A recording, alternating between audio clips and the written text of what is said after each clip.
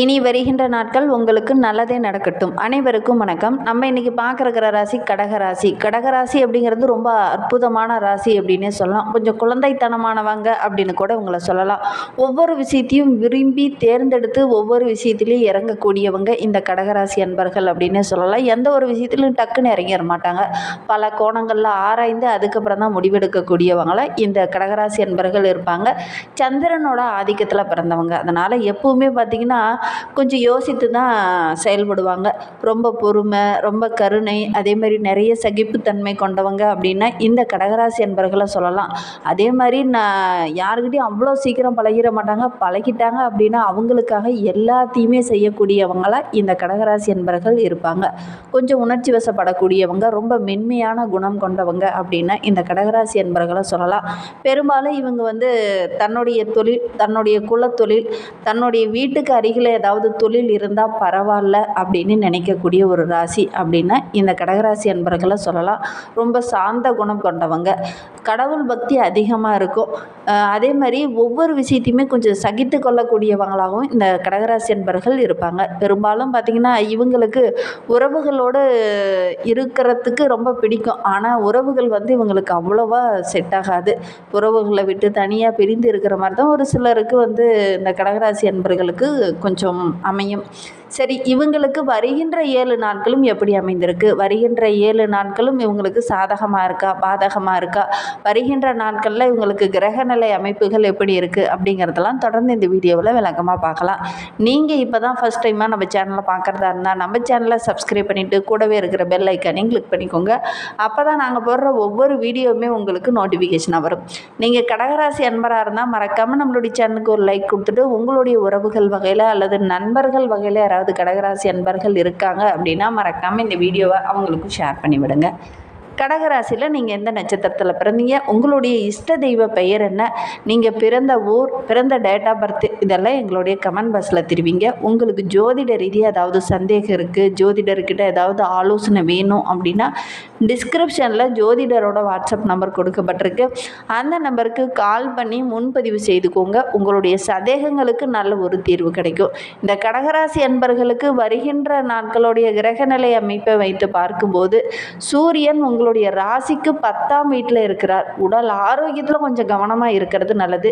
திடீர்னு ஏதாவது சின்ன சின்ன மருத்துவ செலவுகள் வரும். கொஞ்சம் உடல் ஆரோக்கியத்தில் கவனமாக இல்லை அப்படின்னா சின்ன சின்ன செலவுகள் வரக்கூடிய சூழ்நிலை இருக்குது. கவனமாக இருக்கிறது நல்லது. தேவையில்லாத சின்ன சின்ன விரோதங்கள் இப்போ உங்ககிட்ட வரலாம். நீங்களே அதில் தலையிட்டு இருக்க மாட்டீங்க. ஆனால் ஒரு சிலர்லாம் உங்ககிட்ட விரோதம், அவன் உன்னை பற்றி தப்பாக சொன்னாங்க அப்படிங்கிற மாதிரி சின்ன சின்ன விரோதங்கள் வரக்கூடிய சூழ்நிலை இருக்குது. கொஞ்சம் கவனமாக இருந்துக்கோங்க. மற்றவங்ககிட்ட பேசும்போது கூட வார்த்தையில் ரொம்ப தெளிவாக பேசிடுங்க.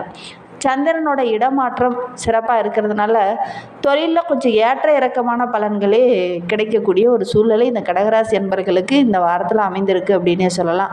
ஏன்னா சந்திரனோட ஆதிக்கத்தில் பிறந்தவங்க, சந்திரனே உங்களுக்கு சாதகமாக இல்லை அப்படிங்கிற பட்சத்தில் சின்ன சின்ன ஏற்ற இறக்கங்கள் இருக்கும். கொஞ்சம் கவனமாக இருந்தீங்க அப்படின்னா ஓரளவுக்கு லாபம் கிடைக்கும்.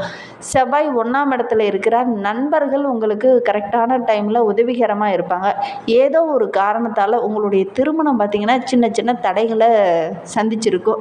அந்த தடைகள் எல்லாம் இந்த காலகட்டத்தில் முயற்சி பண்ணிங்கன்னா அந்த தடைகளையும் மீறி உங்களுக்கு திருமணம் நடைபெறக்கூடிய யோகம் இருக்குது. விரோதிகளால் சின்ன சின்ன இடர்பாடுகள் இது நான் வரையிலும் இருந்திருக்கும். இனி அந்த இடர்பாடுகள் எல்லாமே சரியாகக்கூடிய ஒரு காலகட்டமாக வருகின்ற நாட்கள் இந்த கடகராசி அன்பர்களுக்கு அமைந்திருக்கு அப்படின்னே சொல்லலாம். புதன் 4ஆம் வீட்டில் இருக்கிறார். ஃபைனான்ஸ் தொழில் இருக்கிறவங்களுக்கெல்லாம் பணம் வரது ஓரளவுக்கு திருப்திகரமாக இருக்கும். நிதி சம்பந்தமான தொழிலில் இருக்கிறவங்களுக்கு ஓரளவுக்கு லாபகரமான வாரமாக வருகின்ற வாரம் அமைந்திருக்கு. மேல் அதிகாரிகிட்ட பேசும்போது கொஞ்சம் கவனமாக பேசுங்க. மேல் அதிகாரிகிட்ட பேசும்போது கவனமாக பேசுனீங்கன்னா அவங்களுடைய ஆதரவு உங்களுக்கு கிடைக்கும். அதே மாதிரி அவங்கக்கிட்ட பேசும்போது கூட கொஞ்சம் அனுசரணையாக பேசுங்க. வீண் வாக்குவாதம் வரக்கூடிய ஒரு சூழ்நிலையில் இருக்குது. கவனமாக இருக்கிறது நல்லது. குரு பகவான் 11ஆம் இடத்துல இருக்கிறார். தொழிலில் சின்ன ஏற்ற இறக்கமான பலன்கள் இந்த காலகட்டத்தில் இருக்கும். வெளியில் எங்கேயாவது பயணங்கள் செல்லக்கூடிய வாய்ப்பு இந்த காலகட்டத்தில் அமையும். அந்த பயணங்கள் மூலமாக கூட சின்ன சின்ன ஆதாயங்கள் இந்த கடகராசி அன்பர்களுக்கு இந்த வாரத்தில் கிடைக்கும். சுக்கிரன் 9ஆம் இடத்துல இருக்கிறார். குடும்பத்தில் புதிய ஜீவன் ஒன்று உருவாக இருக்குது அப்படின்னு சொல்லலாம். திருமணமாகி நீண்ட நாட்களில் குழந்தை பேர் இல்லாதவங்களுக்கு நல்ல ஒரு குழந்தை பேர் கிடைக்கக்கூடிய யோகம் இருக்குது. திருமண வயதில் இருக்கிறவங்களுக்கு கூட நல்ல ஒரு வரன் அமையக்கூடிய யோகம் இருக்குது. புதிய தொழில் தொடங்கலாம் அப்படின்னு நினைக்கிறவங்க ரொம்ப புத்துணர்ச்சியோடு ரொம்ப சுறுசுறுப்பாக இறங்குவீங்க. ரொம்ப தன்னம்பிக்கையோடு அந்த தொழிலில் நம்ம எப்படியாவது ஜெயிக்கணும் அப்படிங்கிற ஒரு தன்னம்பிக்கையோடு இறங்குவீங்க. கண்டிப்பாக வருகின்ற நாட்களில் நல்ல ஒரு சாதகமான பலன் கிடைக்கும். சனி பகவான் 9ஆம் வீட்டில் இருக்கிறார். வெளியிடங்களில் பெண்களிடம் பேசும்போது கொஞ்சம் எச்சரிக்கையாக இருங்க. வீணாக சின்ன சின்ன பிரச்சனைகள்லாம் வரக்கூடிய சூழ்நிலை இருக்குது. அதனால் வெளியிட பெண்களிடம் பேசும்போது கொஞ்சம் கவனமாக இருக்கிறது நல்லது. ராகு பகவான் 9ஆம் வீட்டில் இருக்கிறார். பிரபலமான மனிதர்களுடைய சந்திப்பு இந்த டைம் கிடைக்கும். அதனால் உங்களுடைய தொழிலில் கூட சின்ன சின்ன முன்னேற்றங்கள் இந்த காலகட்டத்தில் கிடைக்கும். கேது பகவான் 3ஆம் வீட்டில் இருக்கிறார். தொழிலில் சின்ன சின்ன இடையூறுகள் இந்த காலகட்டத்தில் வரும். வியாபாரத்துக்காக கடன் வாங்க வேண்டிய ஒரு சூழ்நிலையும் இந்த கடகராசி என்பவர்களுக்கு இந்த வாரத்தில் அமையும். கொஞ்சம் கவனமாக இருந்தீங்க அப்படின்னா பெரிய பாதிப்போ பெரிய இடையூறோ இந்த வாரத்தில் எதுவும் ஏற்படாது. இருந்தாலும் தொழிலில் கொஞ்சம் கவனமாக இருங்க. இந்த காலகட்டத்தில் சின்ன சின்ன இடர்பாடுகள் வரக்கூடிய சூழ்நிலை இருக்குது. அதனால் கொஞ்சம் கவனமாக இருக்கிறது நல்லது. வீண் வாக்குவாதம் வர்றதுக்கான ஒரு சூழ்நிலை இருக்குது. அக்கம் பக்கத்தில் பேசும்போது கூட கொஞ்சம் கவனமாக பேசுங்க. வீணாக தடிமனான வார்த்தைகள் எதுவும் பேசிட வேண்டாம். இந்த காலகட்டத்தில் ரொம்ப கவனமாக இருக்கணும். கடகராசியில் புனர்பூசம் 4ஆம் பாதத்தில் பிறந்தவங்க வருகின்ற நாட்களில் குரு விரயஸ்தானத்தில் இருக்கிறதுனால அவருடைய பார்வை உங்களுடைய எதிர்பார்ப்புகளை அதிகப்படுத்தும். அதனால் இந்த காலகட்டத்தில் நீங்கள் எதிர்பார்க்குற விஷயம் ஒவ்வொன்றாக பூர்த்தியாகும் அப்படின்னே சொல்லலாம். உங்களுடைய செல்வாக்கு படிப்படியாக உயரும்.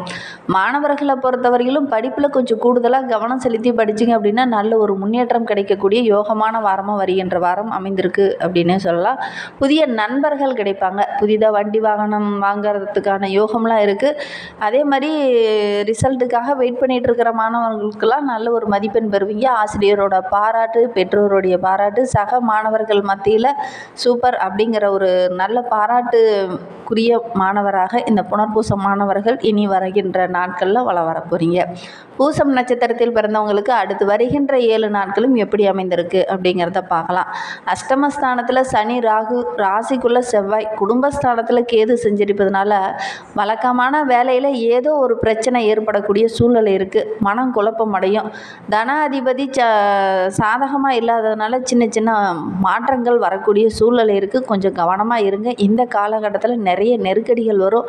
தொழிலாகட்டும் வியாபாரத்துலேயாகட்டும் சின்ன சின்ன நெருக்கடிகள் வரக்கூடிய சூழ்நிலையில் இருக்குது. கொஞ்சம் கவனமாக இருந்தீங்க அப்படின்னா பெரிய பாதிப்பு எதுவும் வராது. ஆயில்ய நட்சத்திரத்தில் பிறந்தவங்களுக்கு அடுத்து வருகின்ற 7 நாட்களும் எப்படி அமைந்திருக்கு அப்படிங்கிறத பார்க்கலாம். சூரியன், புதன் உங்களுக்கு சாதகமாக இருக்கிறதுனால இந்த காலகட்டத்தில் நீங்கள் முயற்சி செய்கிற ஒவ்வொரு வேலையுமே கரெக்டான டைமில் செய்து முடித்து நல்ல ஒரு பாராட்டை பெறலாம். உங்களுடைய எதிர்பார்ப்புகள் எல்லாமே இந்த காலகட்டத்தில் ஒவ்வொன்றா நிறைவேறும். அரசு வழியில் கூட நீங்கள் முயற்சி செய்கிற விஷயங்கள் எல்லாமே உங்களுக்கு சாதகமாக அமையும். அரசு வேலையில் இருக்கிறவங்களுக்கு நல்ல ஒரு பதவி உயர்வோ ஊதிய உயர்வோ இந்த மாதிரி இடமாற்றமோ கேட்டிருந்தீங்க அப்படின்னா அதெல்லாம் கிடைக்கக்கூடிய யோகம் இருக்குது. உங்களுடைய எதிர்பார்ப்புகள் எல்லாமே இந்த காலகட்டத்தில் ஒவ்வொன்றாக நிறைவேறும். தொழிலில் வியாபாரத்தில் கூட நல்ல ஒரு முன்னேற்றத்தை இந்த காலகட்டத்தில் எதிர்பார்க்கலாம். கூடுதலாக கொஞ்சம் வேலைப்பளு இருக்கும், கொஞ்சம் முயற்சி இருக்கணும். கடினமான உழைப்பு, ஒரு விதமான தன்னம்பிக்கை இருந்துச்சுன்னா வருகின்ற நாட்கள் ரொம்ப மகிழ்ச்சிகரமான நாட்களாக இந்த ஆயுள் நட்சத்திரக்காரர்களுக்கு அமைந்திருக்கு அப்படின்னே சொல்லலாம். உத்தியோகத்தில் இருக்கிறவங்களுக்கு உங்களுடைய எதிர்பார்ப்புகள் எல்லாமே இந்த காலகட்டத்தில் பூர்த்தியாகும். ஒரு சிலருக்கெல்லாம் பதவி உயர்வு வேணும், இடமாற்றம் வேணும் அப்படின்னு சொல்லி ஆசைப்பட்டு ரொம்ப நாளாக போராடிட்டு இருந்திருப்பீங்க. உங்களுடைய நீண்ட நாள் கனவு இந்த காலகட்டத்தில் நிறைவேறக்கூடிய யோகம் இருக்குது. இந்த காலகட்டத்தில் நீண்ட நாள் பிரச்சனைக்கு கூட முடிவு கிடைக்கக்கூடிய ஒரு அற்புதமான வாரமாக வருகின்ற வாரம் அமைந்திருக்கு அப்படின்னே சொல்லலாம். சொத்து பிரச்சனை படிப்படியாக குறையும். இந்த காலகட்டத்தில் முயற்சி பண்ணுற ஒவ்வொரு விஷயமே உங்களுக்கு சாதகமாக அமைந்திருக்கு அப்படின்னே சொல்லலாம். இன்னுமே உங்களுடைய வாழ்க்கை ரொம்ப சிறப்பாக இருக்கணும், மகிழ்வாக இருக்கணும் அப்படின்னு நினைக்கிறவங்க அருகில் உள்ள கோயிலுக்கு சென்று அம்மனை வழிபட்டுட்டு வாங்க. உங்களுடைய வாழ்க்கையில் உள்ள பிரச்சனைகள் படிப்படியாக குறையும்.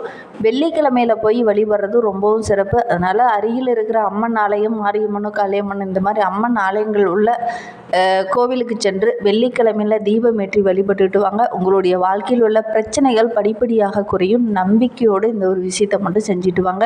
கண்டிப்பாக உங்களுடைய வாழ்க்கையில் உள்ள இந்த பிரச்சனைகள் எல்லாமே சரியாகி நல்ல ஒரு முன்னேற்றத்தை நீங்கள் எதிர்பார்க்கலாம். இந்த மாதிரி பயனுள்ள தகவலை நீங்கள் தொடர்ந்து கேட்கணும் தெரிஞ்சுக்கணும் அப்படின்னு நினச்சிங்கன்னா நம்ம சேனலை சப்ஸ்கிரைப் பண்ணிவிட்டு கூடவே இருக்கிற பெல் ஐக்கானையும் கிளிக் பண்ணிக்கோங்க. அப்போ தான் நாங்கள் போடுற ஒவ்வொரு வீடியோவுமே உங்களுக்கு நோட்டிஃபிகேஷனாக வரும். நீங்கள் கடகராசி அன்பராக இருந்தால் மறக்காமல் நம்மளுடைய சேனலுக்கு ஒரு லைக் கொடுத்துட்டு உங்களுடைய உறவுகள் வகையில் அல்லது நண்பர்கள் வகையில் யாராவது கடகராசி அன்பர்கள் இருக்காங்க அப்படின்னா மறக்காமல் இந்த வீடியோவை அவங்களுக்கும் ஷேர் பண்ணி விடுங்க. கடகராசியில் நீங்கள் எந்த நட்சத்திரத்தில் பிறந்தீங்க, உங்களுடைய இஷ்ட தெய்வம் பெயர் என்ன, அதே மாதிரி உங்களுடைய பிறந்த ஊர், பிறந்த டேட்டா பர்த், இதெல்லாம் மறக்காமல் எங்களுடைய கமெண்ட் பாக்ஸில் தெரிவிங்க. ஜோதிட ரீதியாக ஏதாவது சந்தேகம் இருக்குது அப்படின்னா டிஸ்கிரிப்ஷனில் நம்பர் கொடுத்துருக்கேன். அந்த நம்பருக்கு கான்டாக்ட் பண்ணி முன்பதிவு செய்துக்கோங்க. உங்களுடைய சந்தேகங்களுக்கு நல்ல ஒரு தீர்வு கிடைக்கும். தேங்க்யூ.